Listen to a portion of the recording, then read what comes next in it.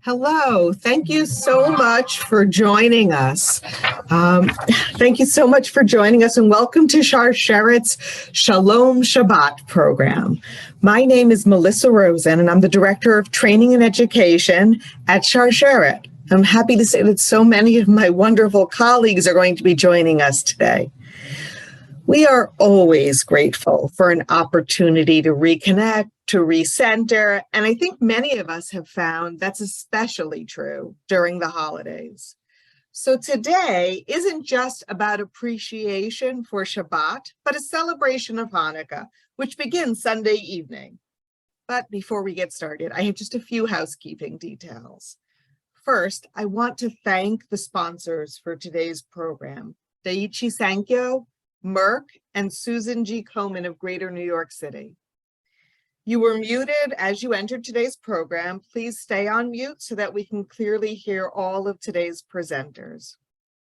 As always, this program will be recorded, but no faces or names will show on the recording other than those of the presenters. If you wish to turn your video off for privacy now, the option to do that is on the bottom of your screen.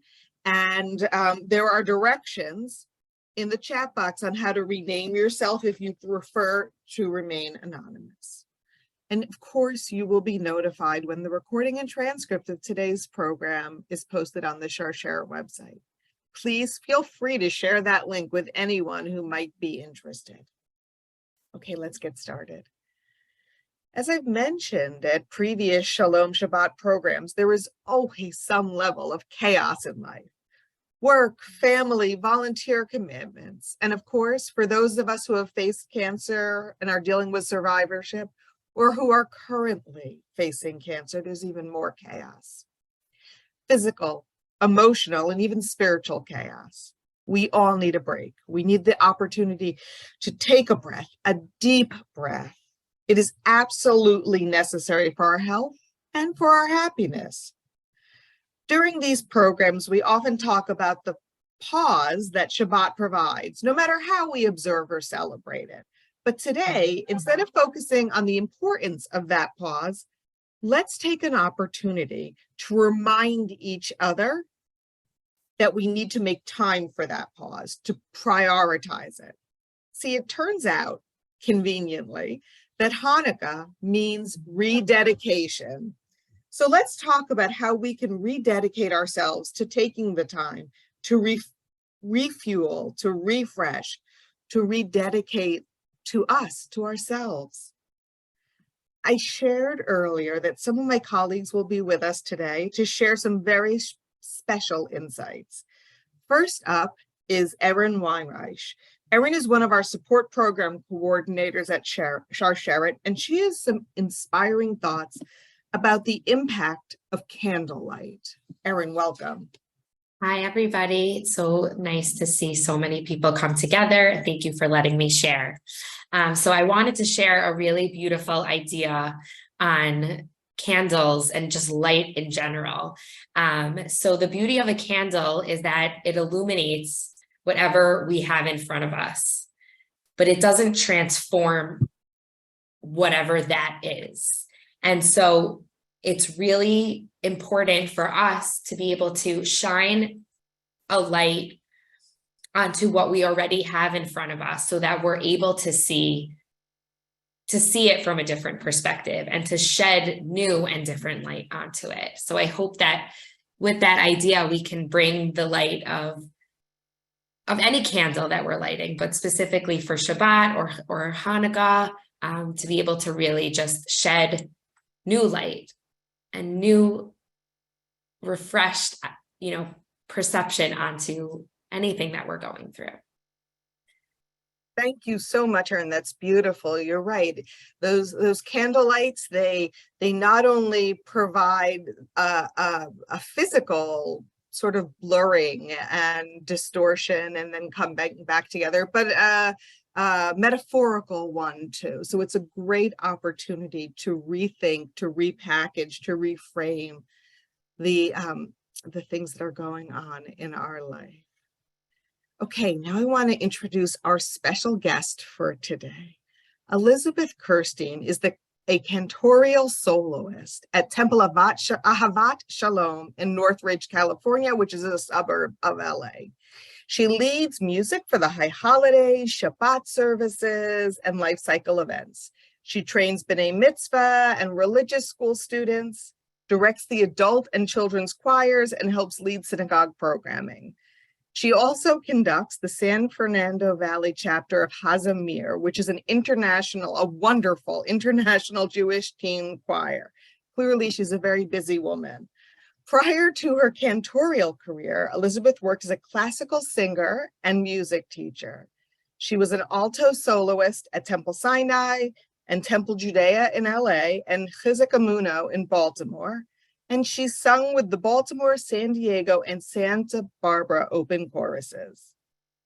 An LA native, Elizabeth studied voice at the Peabody Conservatory and St. Olaf College, and she's currently a cantorial student at AJRCA. Elizabeth is going to share a beautiful Hanukkah song later in the program, but now she's going to lead us in a really special and unique musical meditation. Elizabeth, welcome. Thank you for joining us. Thank you, Melissa. That was a very sweet introduction. So we're going to get started with this song, and we're going to sing it a couple of times. So by the last time, you'll know it, and you can sing it with me. For now, first time, I want you to just sing this for yourself. This first verse is just for you. And it's a blessing that you send to yourself with all the love in your heart.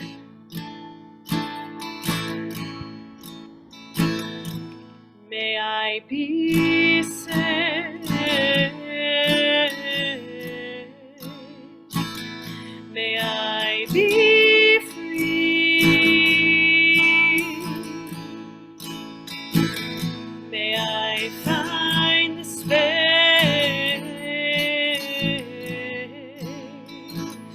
space to just be. Can you hear a tone? Can you hear a tone? May I find my way back home?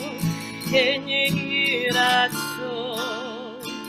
Can you hear a tone? May I find my way back home? Now I want you to close your eyes. Take a deep breath. Picture somebody you love. One person that you love so much. And you're going to hold them in your heart. This next verse, we sing this verse for them. And how special it is for you to love them and for them to love you back.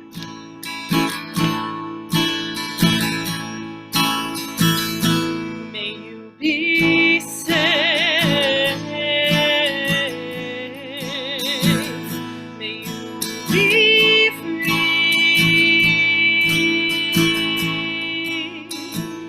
May you find a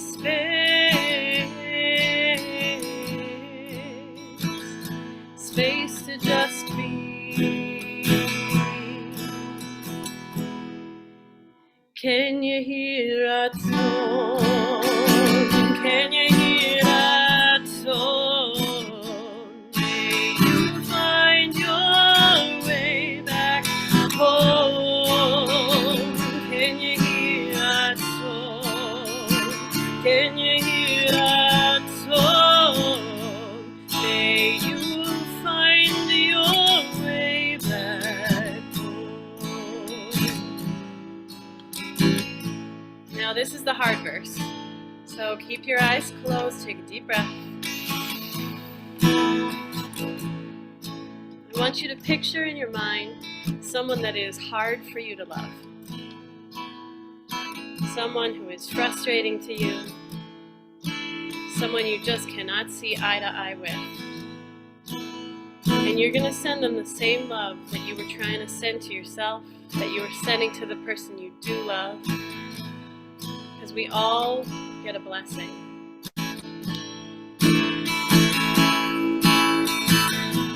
May we be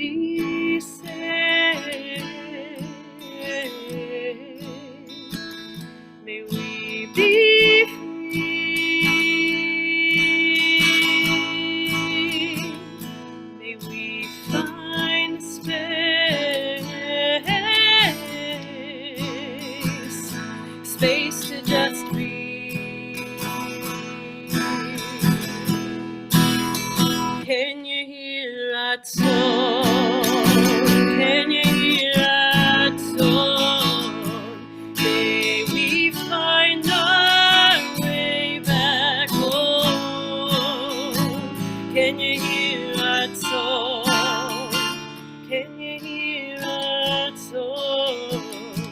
May we find our way back home. Can you hear that song? Can you hear that song? May we find our way back home. Can you hear that song? Can you hear that song? May we find our way back home.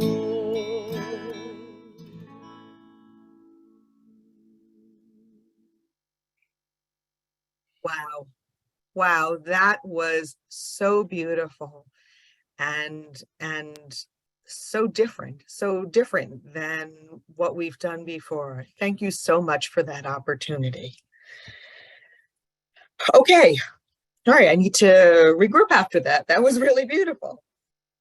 You know, we speak at these programs about how Shabbat provides a built-in pause in our crazy week. Well, it turns out that Jewish tradition is wonderful at providing us time for self-care. My colleague, Jessica Jablon, our California program coordinator, has some thoughts on pausing while the Hanukkah candles burn. Jessica. Hi, everybody. I'm just gonna, okay. So I really didn't know that women had a role in the Hanukkah story. I have, of course, heard the stories about the hero Judah Maccabee and how the oil miraculously lasted 8 days, but until we started planning this program, I had never heard the story of Judith. Now, depending on which version of the story you believe, and this is a very abridged version, so feel free to look it up after. The city of Bethulia in the land of Judea was under siege of an Assyrian Greek general at the head of a huge army, General Holofernes. And the town of Bethulia was at a point near surrender without food or water. But Judith, a well-respected widow, had a plan. She thought if she and her maid could get to the general, she could help. And the elders tried to dissuade her, but she insisted. And in the end, they agreed to let her go. Using her charms and wearing her best clothes, she was able to get close to the general. And she convinced him that she was going to help him capture her people. And so he gave her free reign of their base camp. He believed that she was going to help him, and he was planned to marry her if she succeeded in helping him. One night, he had a feast made for her, but she told him she preferred her own food. She convinced him to try her famous goat cheese, and she fed him the salty cheese, which made him very thirsty. Apparently, this is why we're supposed to eat dairy on Hanukkah. Anyhow, so the saltiness made him thirsty, so she gave him her strong, undiluted wine, and then more wine, and then more wine, and she got him very intoxicated to the point that he was sprawled out on the floor. And at this point, she took the general's sword, and using all of her might, she decapitated him. She wrapped up his head in her shawl, grabbed her maid, and unsuspectingly walked out of their base with his head hiding in her arms. When she arrived back home, she showed the commander what she brought back, and he gathered his troops for a surprise attack on the enemy. And because they had no leader, they lost. Judith had come up with a plan. She executed the plan and the general, leading the path to victory. And as my daughter said, Judith is the girl boss of Hanukkah. In planning this program, I learned something else that I want to share with all of you today. And some of you may already be familiar with this, but even then it's worthy of a friendly reminder. I learned that in the Jewish code of law, it says that women are not supposed to work with the Hanukkah while the Hanukkah candles are burning.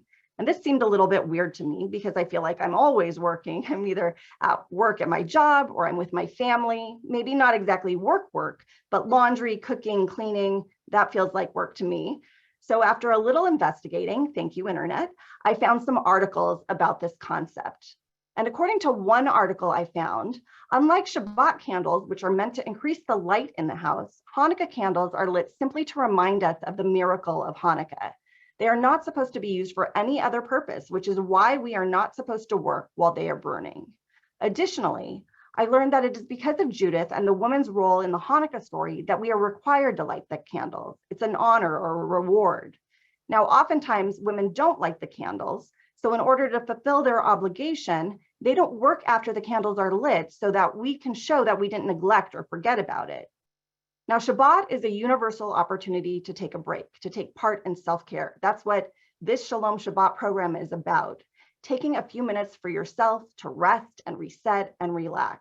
And how cool is it that this law is there during Hanukkah to force us to take a minute to remember the past and enjoy the lights of the Hanukkah candles. Now that I know about this law, this tradition, I'm going to take full advantage of this not working moment during my family's celebration.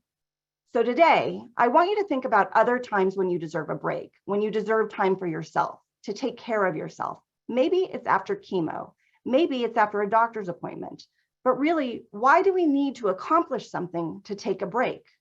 We don't. I know that I am a better mother and wife when I take those moments to take care of myself, when I take those breaks, when I engage in self-care. Maybe it's a midday nap or watching a TV show or going on a walk or a hike or a spin class or getting a pedicure or grabbing lunch with a friend. As Hanukkah approaches and we welcome in Shabbat, I want to encourage you to take those moments of self-care, to enjoy the light of the candles and, be a girl boss. I love that. I love that. Okay, thank you so much. Now I want to welcome Elizabeth back to the screen. She will be singing a Hanukkah song about driving out the darkness, but I'll let her explain more. So this song is called Banu Choshech Leresh. So we're expelling the darkness. We have come to expel the darkness. And Melissa, can you actually share the text with everybody? Yeah, we're going to get that up right now. So I'm going to just direct your attention to a couple of really interesting things about this text. First of all, this is maybe a good girl boss song. I love that was what led into this, because we are not just getting rid of the darkness, we're literally expelling it from our midst. Actually, this word legaresh comes from the same root that they use in modern Hebrew to mean divorce. So you're divorcing yourself from the darkness. And right here we see kol echad hu or katan. So on our own, we are each a small light. And there's virtue in being a light, but vechulanu or etan. Etan is strong. Together, we are a strong light. So each of us has individual value. When we come together, we're a light that is strong enough to dispel the dark. So we're going to sing this together in Hebrew, and then we're going to sing it in English, and then in Hebrew one more time. Banu Choshech.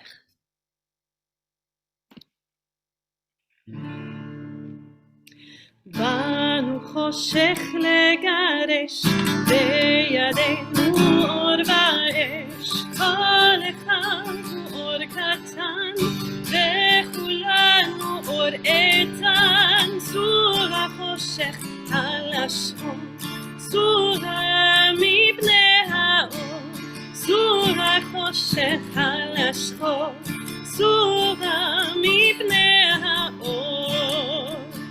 Join me on the English.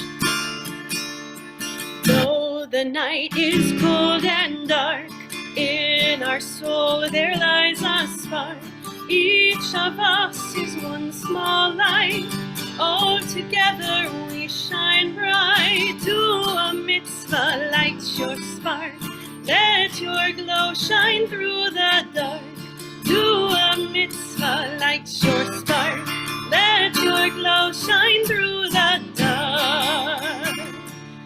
Okay, try it with me in the Hebrew. Banu Choshech. Banu Choshech legarish, beyadenu or va'esh, kol echad or katan, vechulanu or etan, sura choshech halashon, sura mipnei ha'or, sura choshech halashon, sura mipnei ha'or.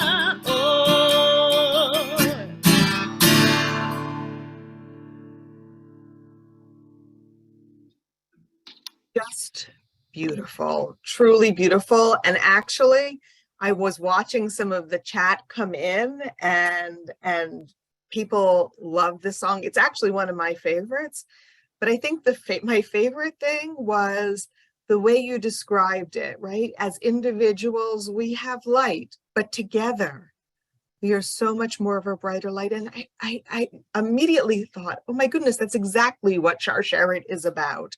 So thank you so much. Okay, now I want to take some time to get your thoughts. One of the most beautiful parts of the Shalom Shabbat programs is hearing your voices. We've been speaking about the light in the darkness, and when we light the Hanukkah, the menorah each night, that's literally what it is, light in the darkness. It gets dark so early this time of year. But if we looked at that light figuratively, where do we find light in the darkness of our cancer experiences? I know friends and family are a definite source of brightness, but I want you to try and think beyond that gift of support and share something that maybe others on this call might not have thought of. We'll inspire each other. I'm going to ask you to think for a moment, type it in the chat box, but please don't hit enter yet. In a minute, I'm going to count down, and then we'll all see a cascade of beautiful inspiration on our screen. So take a second, type it, don't hit send yet.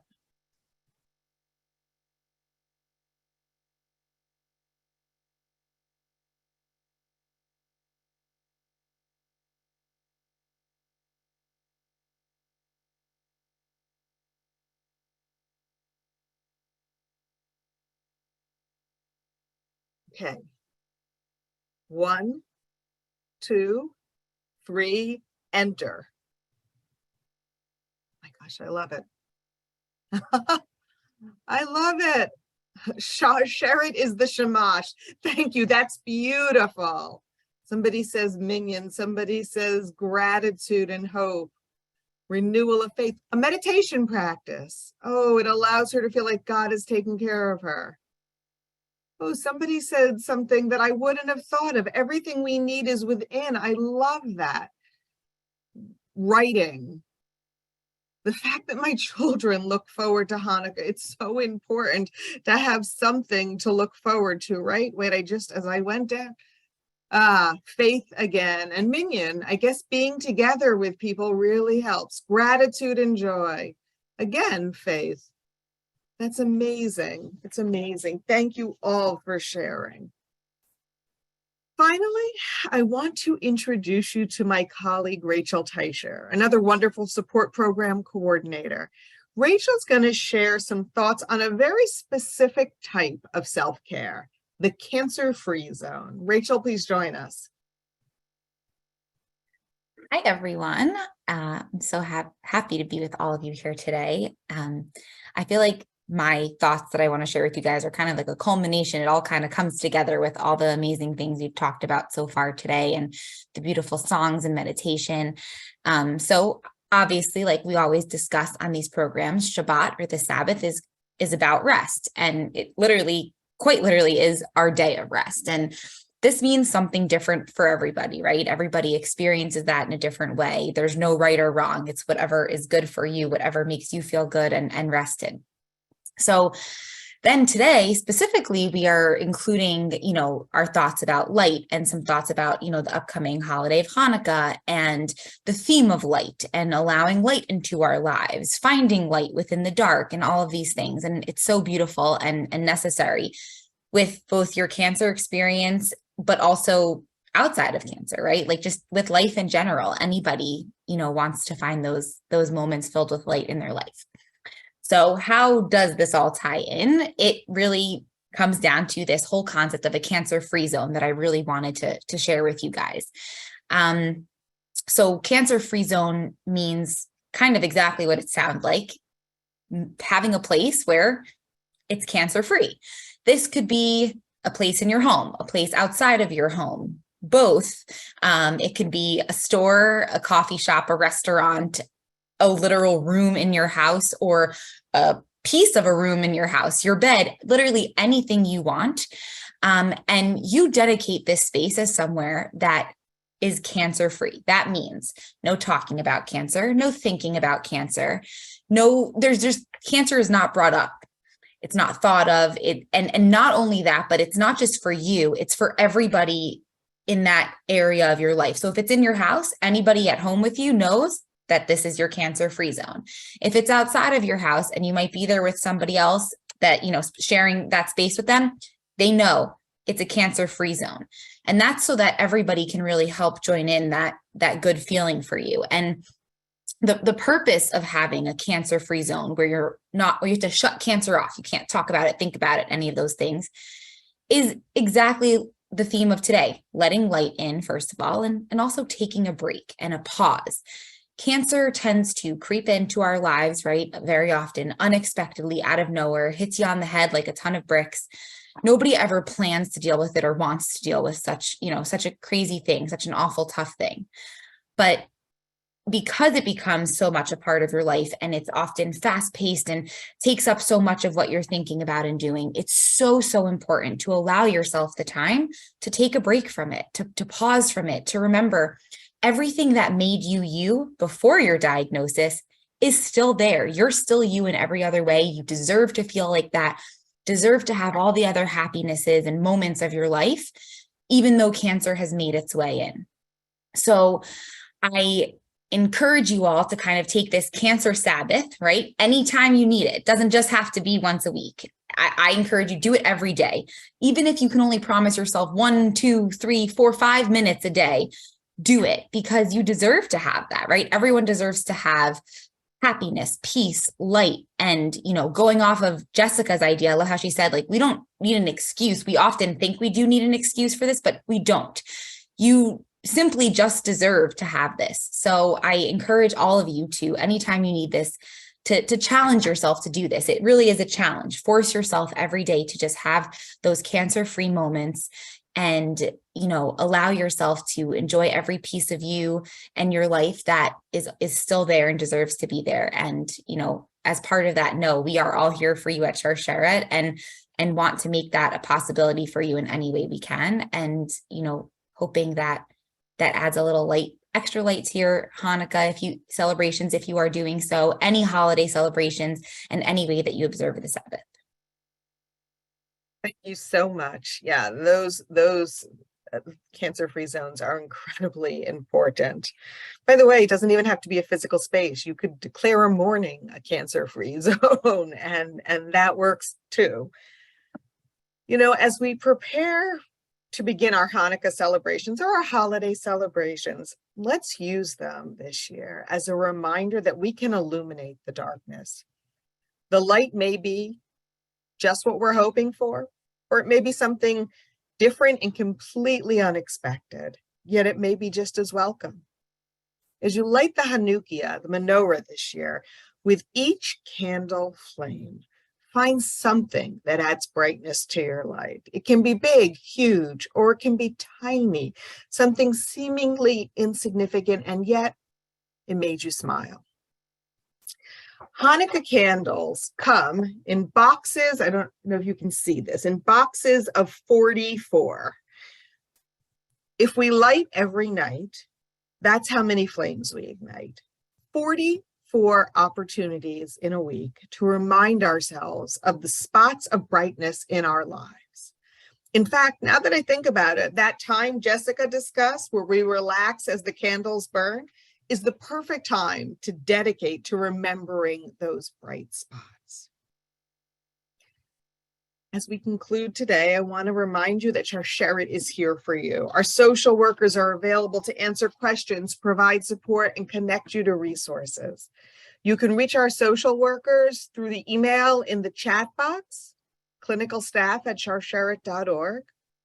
There's also a link to a very brief evaluation survey in the box right now. Please take a moment to fill that out. They really do inform future programs.